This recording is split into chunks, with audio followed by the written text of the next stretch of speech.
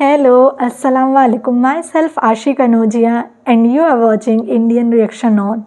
I hope आप सब बहुत अच्छे होंगे. So आज की वीडियो दी कोहिस्तानी की है, दी स्लेव सहाबा. तो ये वीडियो सहाबा की है, हज़रत बिलाल की.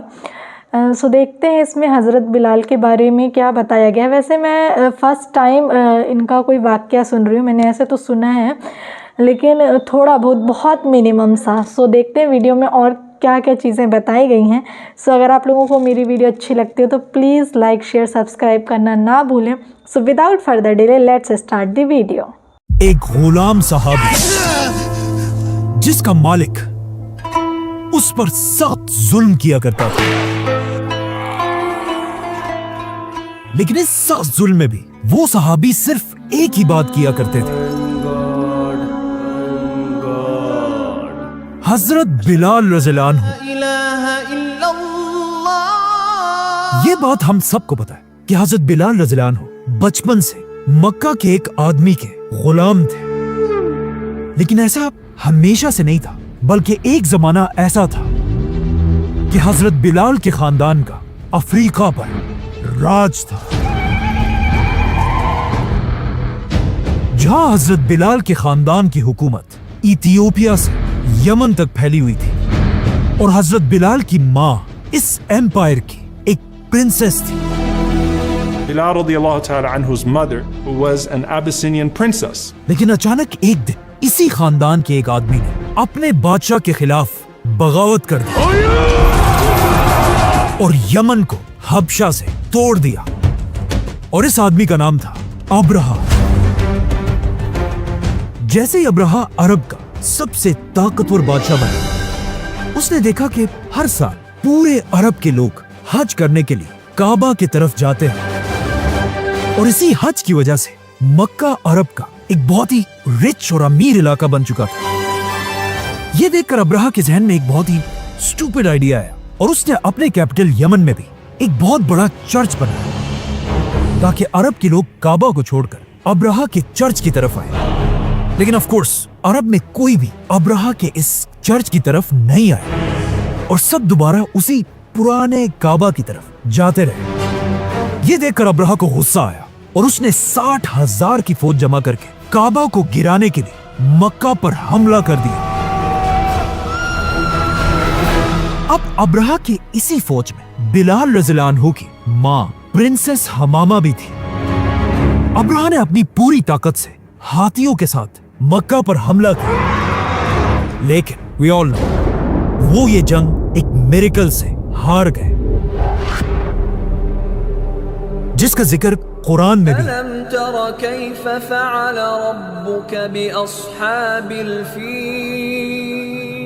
अब अब्रहा तो इस जंग में मर गया, लेकिन मक्का के लोगों ने हजरत बिलाल रज़ियल्लाहु अन्हु की मां को अपना कैदी बना लिया और मक्का के बाजार में हबशा की शहजादी को एक गुलाम की तरह बेच दिया गया. और इन्हें खरीदने वाला मक्का का सबसे जालिम आदमी उमैया बिन खल्फ था. उसी साल जिस साल अब्रहा मारा गया और हजरत बिलाल की मां गुलाम बनी, मक्का में अल्लाह के आखिरी नबी मोहम्मद सल्लल्लाहु अलैहि वसल्लम पैदा हुए. उमैया बिन खल्फ ने अपनी गुलाम हमामा की शादी मक्का के एक और गुलाम से कराई और आप सल्लल्लाहु अलैहि वसल्लम के 10 साल बाद मक्का में बिलाल रज़ियल्लाहु अन्हु पैदा हुए. अब मक्का का कानून यह था कि गुलाम तो गुलाम हो गए, लेकिन गुलामों के बच्चे भी ऑटोमेटिकली अपने मास्टर्स के हमेशा गुलाम रहेंगे. बल्कि ये कानून आज से 100 साल पहले तक अमेरिका के व्हाइट लोगों ने अपने ब्लैक गुलामों के लिए भी बनाया था. इसीलिए हजरत बिलाल रज़ियल्लाहु अन्हु भी बिल्कुल एक आम गुलाम की तरह मक्का में बड़े हुए. लेकिन हजरत बिलाल और बाकी सारे गुलामों में एक बहुत बड़ा फर्क था. बाकी सारे गुलामों के माँ बाप भी गुलाम थे, लेकिन हजरत बिलाल की माँ किसी जमाने में एक प्रिंसेस रह चुकी थी. इसीलिए हजरत बिलाल की जिंदगी को देखकर लगता है कि उनकी माँ ने उनकी तरबियत एक गुलाम की तरह नहीं, बल्कि एक शहजादी की तरह की थी. जब हजरत बिलाल की उम्र 30 साल हुई, उन्हीं के शहर मक्का में रसूलुल्लाह सल्लल्लाहु अलैहि वसल्लम पर कुरान की पहली वही नाजिल हुई. read. जिसके बाद आप सल्लल्लाहु अलैहि वसल्लम आहिस्ता आहिस्ता मक्का के लोगों को इस्लाम की तरफ बुलाने लगे।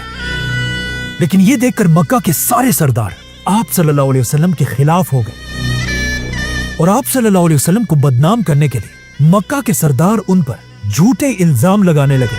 हजरत बिलाल का मास्टर उमैया भी हर वक्त आप सल्लल्लाहु अलैहि वसल्लम के खिलाफ बोलता रहता था, लेकिन जब भी वो किसी से आप सल्लल्लाहु अलैहि वसल्लम के बारे में बातें करता था, वो सब कुछ हजरत बिलाल छुप कर सुन लेते थे और वो सोचने लगे कि ये तो जो भी मोहम्मद कह रहा है बिल्कुल ठीक कह रहा है, तो फिर आखिर क्यों मक्का के सरदार उनसे नफरत कर रहे हैं।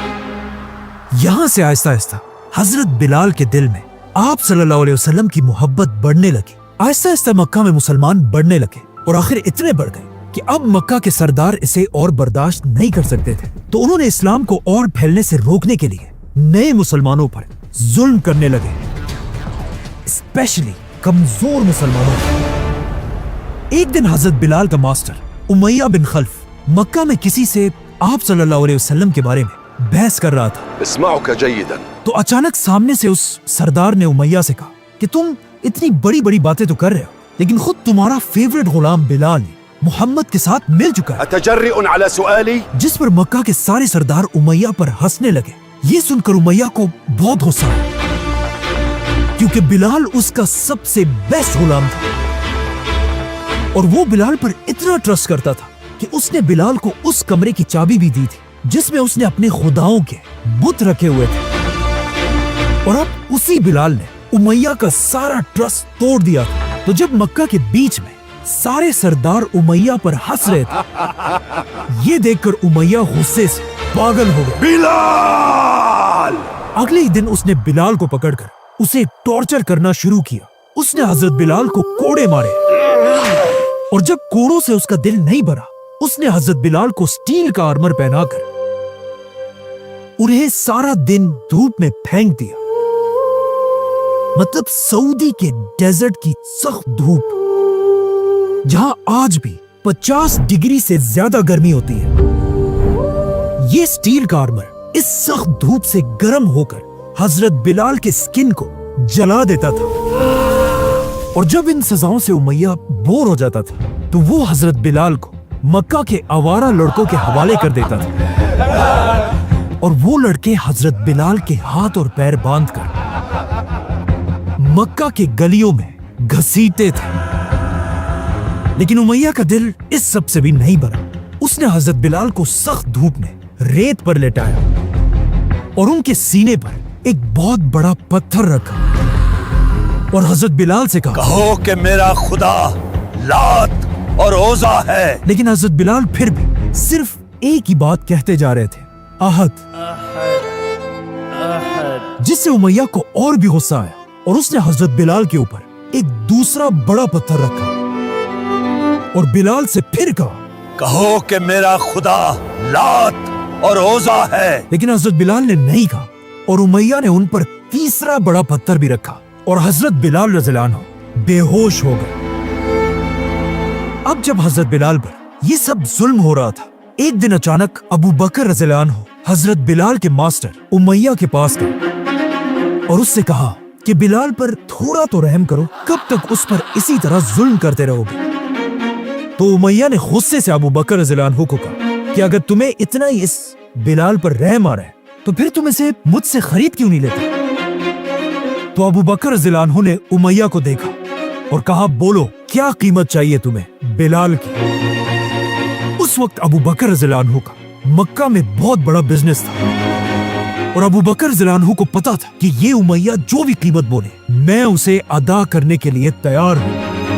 ये सुनकर उमैया ने कहा, अच्छा तो ऐसी बात है। उमैया ने जानबूझकर बिलाल की कीमत बाकी गुलामों से बहुत ऊपर लगाई ताकि ये कीमत सुनकर अबू बकर पीछे हट जाए, लेकिन ऐसा नहीं हुआ। अबू बकर रज़ियल्लाहु अन्हु ने बिलाल को उमैया की मुंह मांगी कीमत पर खरीद लिया। जैसे ही हजरत अबू बकर ने उमैया को सारे पैसे दे दिए, उमैया ने हंसकर उनसे कहा कि इस बिलाल के लिए अगर तुम मुझे बहुत कम पैसे भी दे देते तो मैं इसे बेच देता।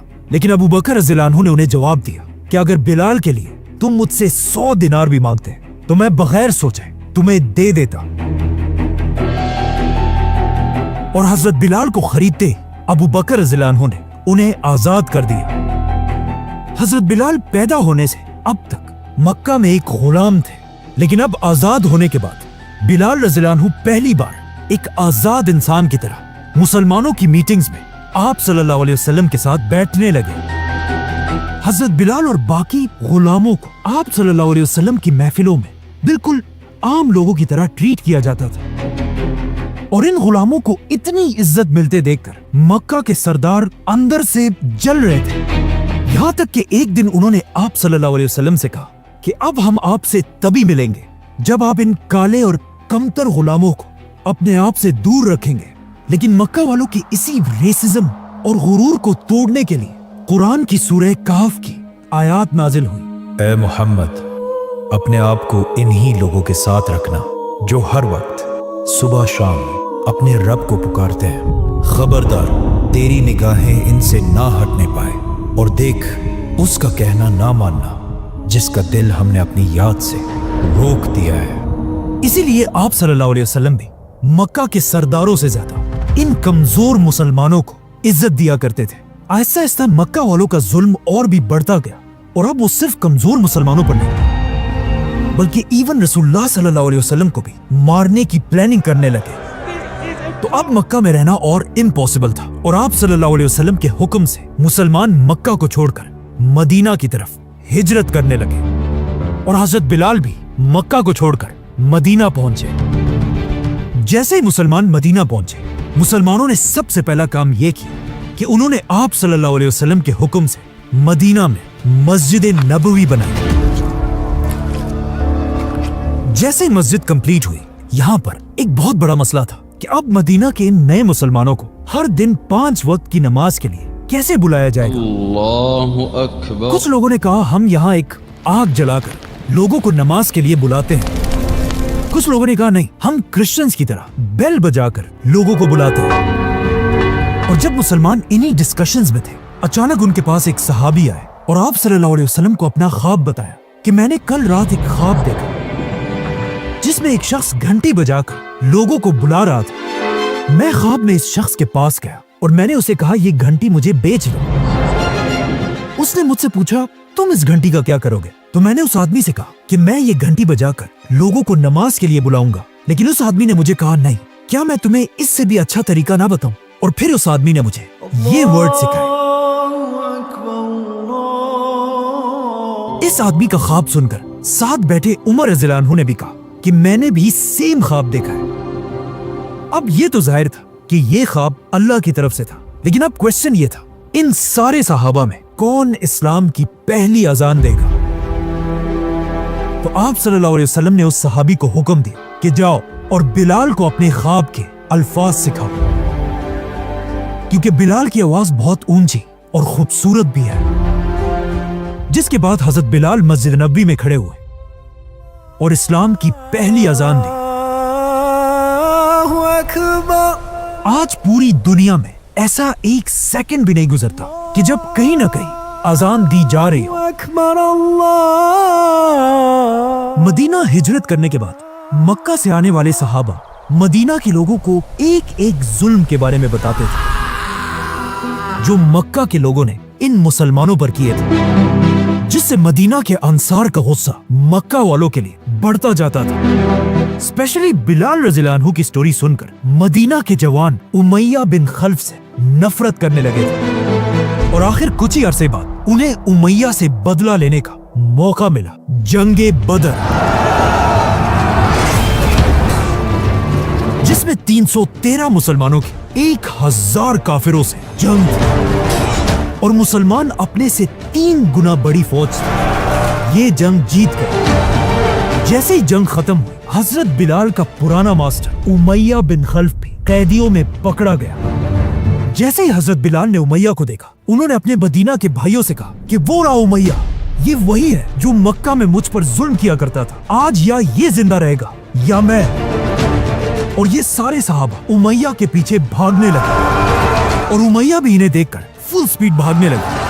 अब यहाँ उमैया के बारे में कहा जाता है कि वो जालिम होने के साथ साथ बहुत मोटा भी था।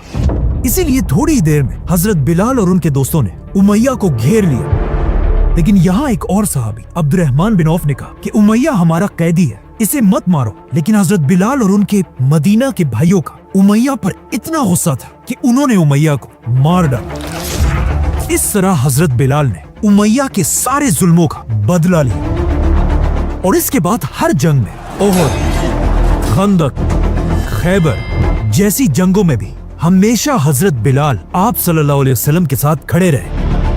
बल्कि आप सल्लल्लाहु अलैहि वसल्लम ने हजरत बिलाल को अपना पर्सनल सेक्रेटरी भी बनाया। जो भी बंदा आप सल्लल्लाहु अलैहि वसल्लम से मिलना चाहता था वो पहले आकर हजरत बिलाल से पूछा करता था और हजरत बिलाल उन्हें आप सल्लल्लाहु अलैहि वसल्लम से मिलवाते थे। आखिर मदीना में 8 साल रहने के बाद वो दिन आया जिसका सबको बेसब्री से इंतजार था, फतेह मक्का।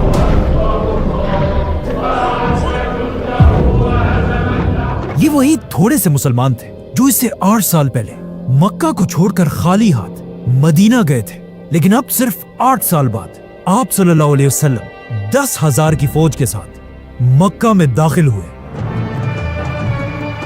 जैसे ही मक्का फतह हुआ, आप सल्लल्लाहु अलैहि वसल्लम ने बिलाल को अपने पास बुलाया और उनसे कहा, जाओ और मक्का में पहली अजान दो।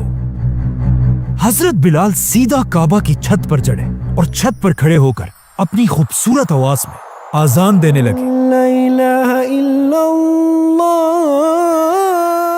मक्का के सारे सरदार हैरान होकर बिलाल की तरफ देख रहे थे, क्योंकि अब भी उनमें से कुछ लोग एक ब्लैक गुलाम की इतनी इज्जत बर्दाश्त नहीं कर सकते थे। इसीलिए हजरत बिलाल को ऐसे देखकर अबू जहल के भाई ने कहा के अलावा और कोई नहीं मिला। और मक्का के एक और आदमी ने कहा कि शुक्र है आज मेरा बाप मर गया, वरना इस गुलाम बिलाल को इतनी इज्जत मिलते देखकर उसने अभी मर जाना था।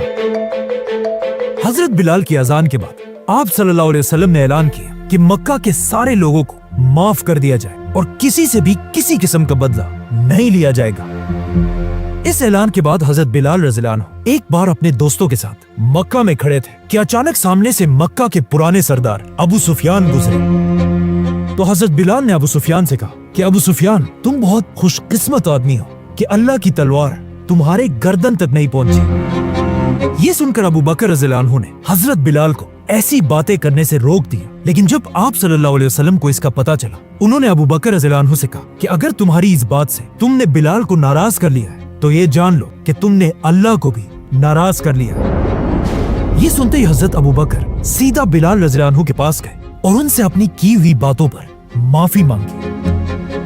इसके अलावा एक दिन आप सल्लल्लाहु अलैहि वसल्लम ने यह भी फरमाया कि मैंने बिलाल के कदमों की आवाज जन्नत में भी सुनी है और पूरी दुनिया से रेसिज्म हमेशा के लिए खत्म करने के लिए आप सल्लल्लाहु अलैहि वसल्लम ने अपने खुतबे में कहा कि किसी गोरे को किसी काले पर और किसी काले को किसी गोरे पर कोई बर्तरी नहीं। जिसके कुछ ही अरसे बाद आप सल्लल्लाहु अलैहि वसल्लम बीमार पड़ गए और आहिस्ता आहिस्ता उनकी बीमारी बढ़ती गई। हजरत बिलाल आप सल्लल्लाहु अलैहि वसल्लम को इस हालत में देखना बर्दाश्त नहीं कर सकते थे। हजरत बिलाल कहा करते थे कि काश मैं आप सल्लल्लाहु अलैहि वसल्लम की ये तकलीफ देखने से पहले ही मर जाता। और उसके कुछ ही अरसे बाद आप सल्लल्लाहु अलैहि वसल्लम दुनिया से चले गए। आप सल्लल्लाहु अलैहि वसल्लम को दफनाने से पहले जब मदीना में नमाज का वक्त हुआ तो एज यूजुअल हजरत बिलाल अपनी ड्यूटी पूरी करने के लिए अजान देने खड़े हुए। लेकिन जैसे ही वो अजान देते हुए मोहम्मद के नाम तक पहुंचे, हजरत बिलाल रोने लगे और साथ ही पूरा मदीना रोने लगा। और इस दिन के बाद हजरत बिलाल ने इरादा किया कि वो आज के बाद कभी भी अजान नहीं देंगे।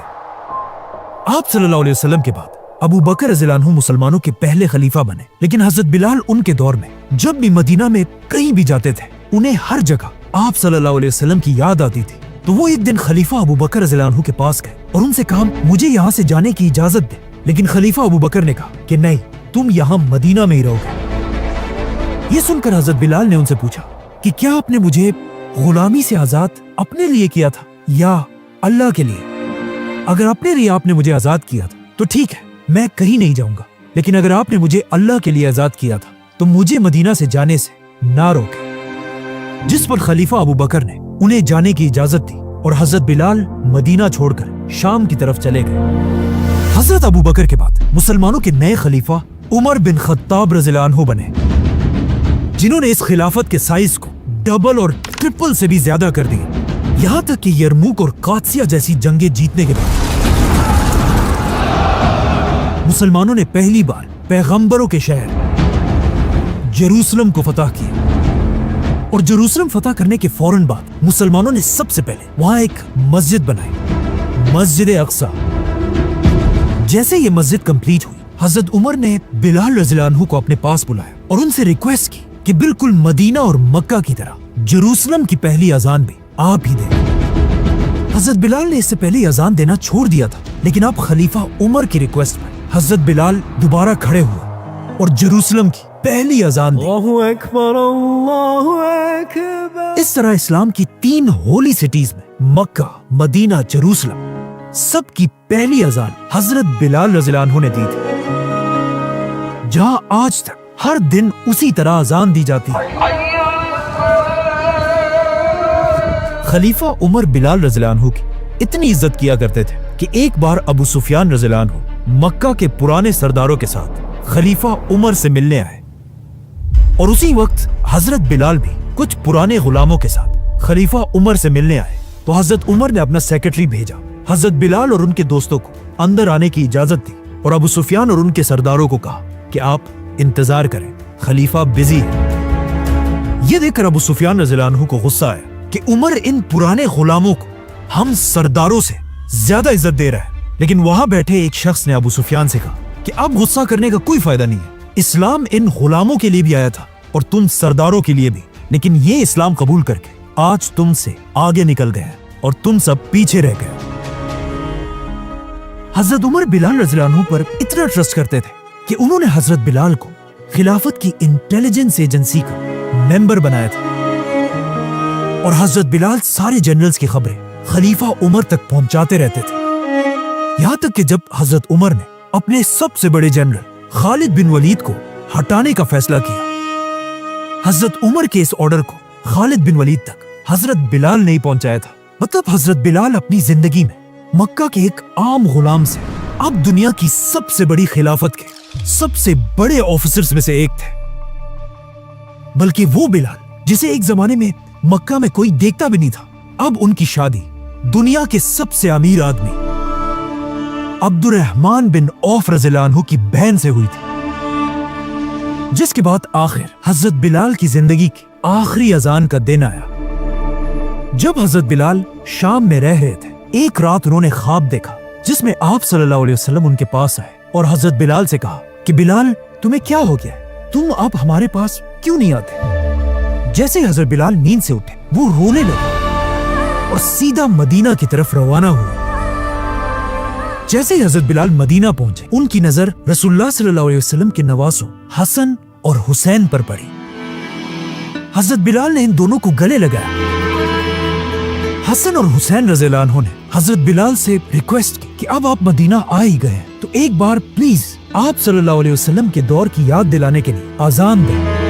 अब हजरत बिलाल अजान देना तो नहीं चाहते थे, लेकिन वो आप सल्लल्लाहु अलैहि वसल्लम के नवासे हजरत हसन की फरमाइश नहीं ठुकरा सकते थे और हजरत हसन तो दिखते भी बिल्कुल आप सल्लल्लाहु अलैहि वसल्लम की तरह थे। तो हजरत बिलाल कई सालों के बाद आगे बढ़े और मस्जिद नबी में खड़े होकर जोर से आजान देने लगे। अल्लाहु अकबर, अल्लाहु अकबर। जैसे ही हजरत बिलाल की आवाज मदीना के गलियों में फैली,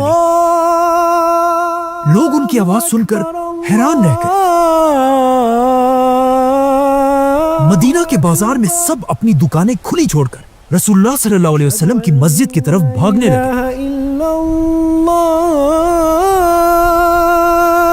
और हजरत बिलाल की आवाज सुनकर सबको आप सल्लल्लाहु अलैहि वसल्लम और उन सारे सहाबा की याद आ रही थी जो अब दुनिया से चले गए थे।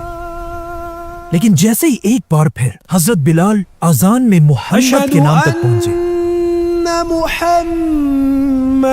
हजरत बिलाल की आवाज बिल्कुल रुक गई और वो रोने लगे और उनके साथ पूरा मदीना भी जोर जोर से रोने लगा।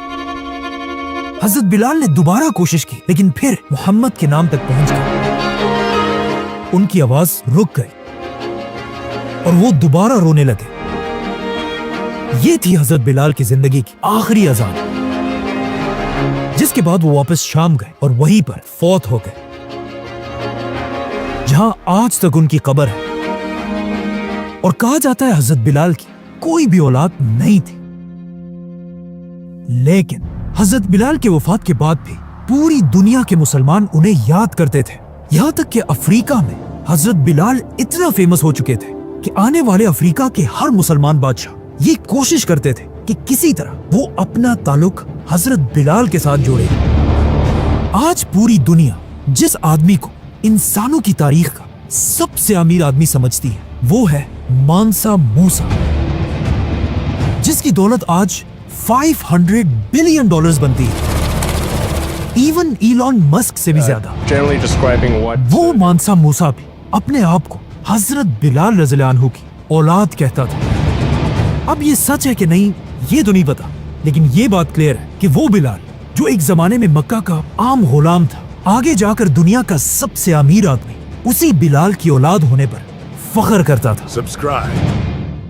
सो आई होप आप लोगों ने वीडियो पूरी देखी होगी। जैसे कि आज का वीडियो जो था वो हज़रत बिलाल पर था, और इनकी जो स्टोरी थी काफ़ी इमोशनल थी, और बहुत सारे सेक्रीफाइस और बहुत सारी चीज़ें फेस करके जो एक ग़ुलाम बिलाल थे वो हज़रत बिलाल बने। लाइक उस एक होता है ना कि इतनी सारी चीज़ें उन्होंने देखी और बहुत सारे उन्होंने चीज़ें फेस की, बहुत सारे जुल्म उन्होंने सहे, तो उसके बाद फिर उन्हें इतनी जो उनको एक वो होता है ना कि कहते हैं हर चीज़ का अज़र मिलता है। लाइक अल्लाह ताला जो तुम सब्र करोगे, जिस चीज़ से तुम सफ़र करोगे सही चीज़ के लिए, उसका गिफ्ट तुम्हें वो देंगे आज या आखिरत में, मतलब आने वाले टाइम में कभी भी या आखिरत में उस चीज़ का फल तुम्हें मिलेगा। तो वही चीज़ एक मुझे सबसे समझ आई जो ओवरऑल। और बाकी इसमें जो सबसे ज़्यादा इमोशनल और काफ़ी ऐसी वीडियो थी लाइक सीख लेने वाली कि चाहे कितने भी सेक्रीफाइस करना पड़े, चाहे कितनी भी चीज़ें फेस करना पड़े, सहना पड़े, कोई जुल्म करे उस चीज़ को सहना पड़े दीन के लिए, अपने ईमान के लिए, तो वो कोई लाइक बहुत बड़ी चीज़ नहीं होती, वो छोटी ही होती है। ये प्रूफ किया हज़रत बिलाल ने। खैर उनके पास बहुत लाइक उनका ईमान इतना स्ट्रॉन्ग था कि वो इतना कुछ उनके साथ हुआ, उसके बाद भी वो ज़रा सा नहीं डगमगाए, बिल्कुल भी नहीं डगमगाए, ना डरे। वो अपनी जान देने पे सोचे भी नहीं कि जान चली जाए तो चली जाए। बाकी बहुत इमोशनल, बहुत लाइक रूह कांप जाने वाली बात है कि उनको देख के कि यार ये ऐसा कैसे हो सकता है, वो वाली चीज़ थी। और काफ़ी अच्छी वीडियो थी, और इसमें जो सीख मुझे समझ आई उसमें बहुत सारी बातें बताई गई, काफ़ी कुछ समझाया गया है। और लाइक इसमें एक चीज़ बताई गई है, जो मक्का है वहाँ पे काबा शरीफ है, और जो मदीना है वहाँ पे मस्जिद नबी है। तो मुझे इसमें दोनों में डिफरेंस बताना है, क्योंकि इससे पहले मैंने काबा शरीफ पे मतलब देखी तो है वीडियो, पर मैं आज थोड़ा ज़्यादा कंफ्यूज हो गई हूँ इस वीडियो को देखने के बाद। तो आप लोग मुझे ये ज़रूर क्लियर करना कि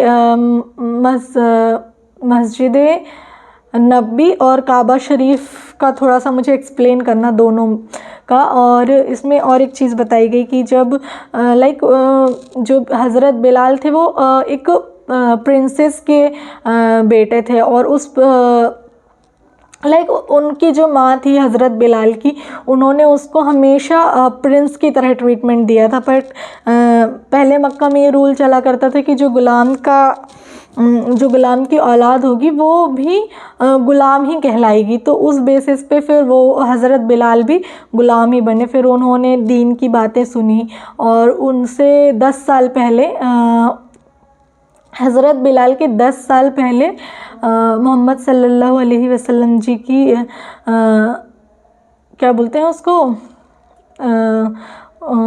बर्थ हुआ था, मतलब उनसे 10 साल पहले आए थे।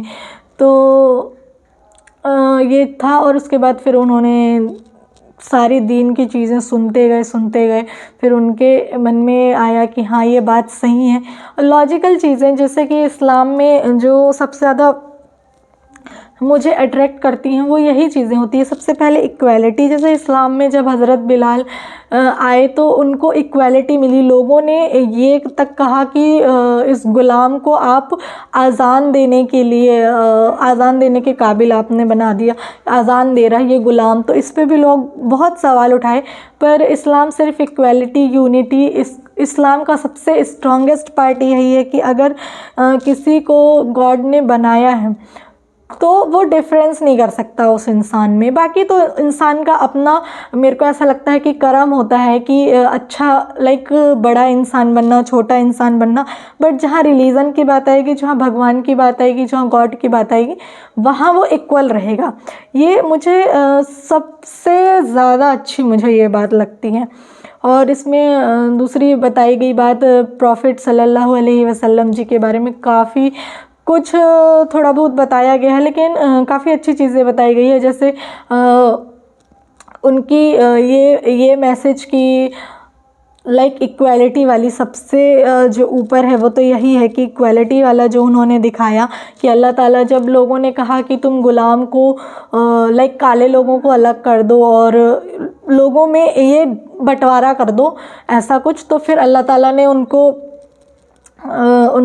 ये चीज़ बताई कि तुम ऐसा कभी नहीं करना। सूरह कैफ उस टाइम नाजिल हुआ जब लोगों ने ये बंटवारे वाला इंसानों के कलर पे उनको डिफरेंसेस करने वाली चीज़ आई, तब सूरह कैफ नाजिल हुआ और उसमें ये बताया गया कि तुम किसी पे डिफरेंस नहीं कर सकते।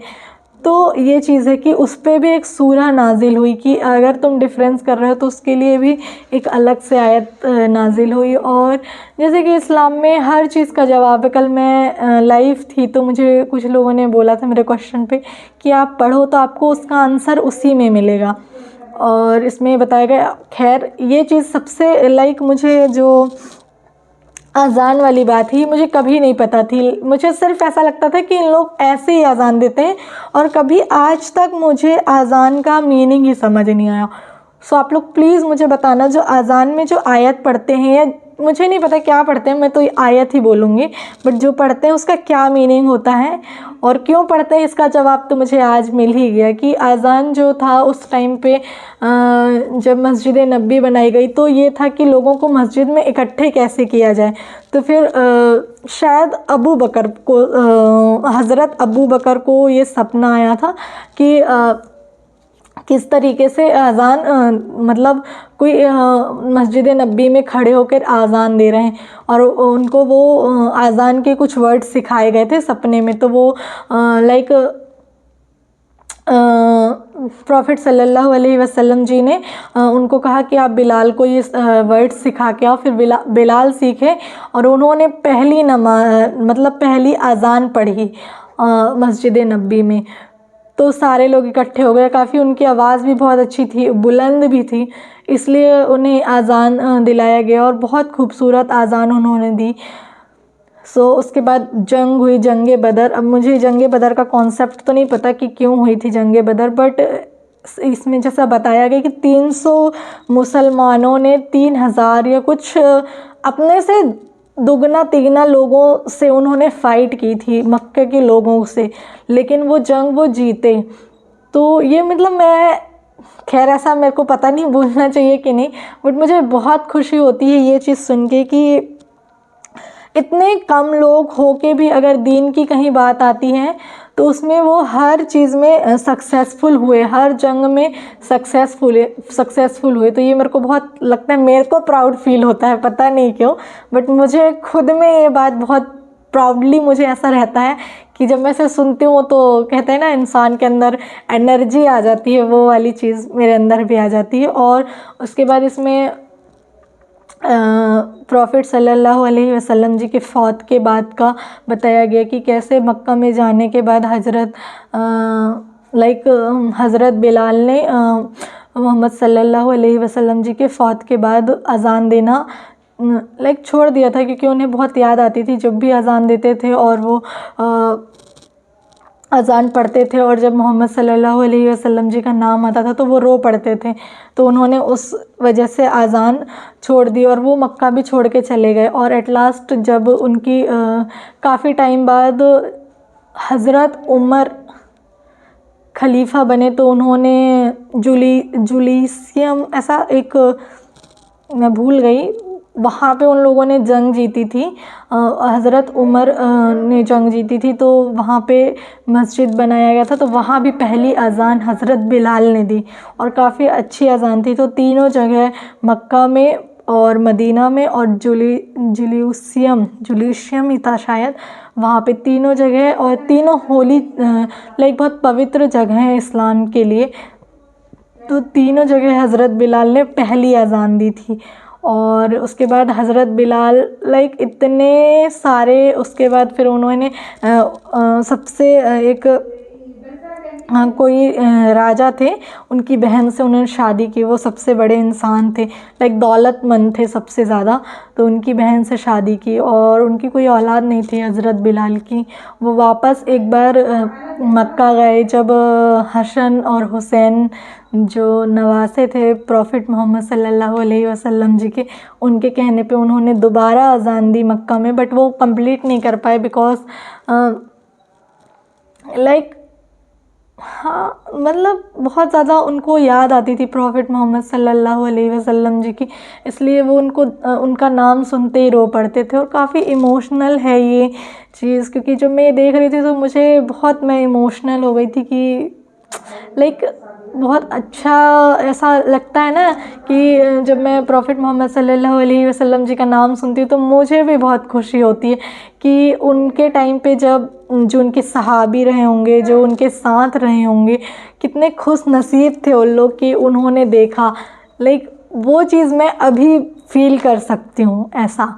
सो मेरे लिए बहुत अच्छी वीडियो थी और बहुत सारी चीज़ें इसमें सीखने भी मिली और कुछ इंफॉर्मेटिव बातें भी पता चली। सो आज के लिए बस इतना ही। अगर आप लोगों को मेरी वीडियो अच्छी लगती है तो प्लीज़ लाइक शेयर सब्सक्राइब करना ना भूलें। मिलते हैं नेक्स्ट वीडियो पे। Shining of.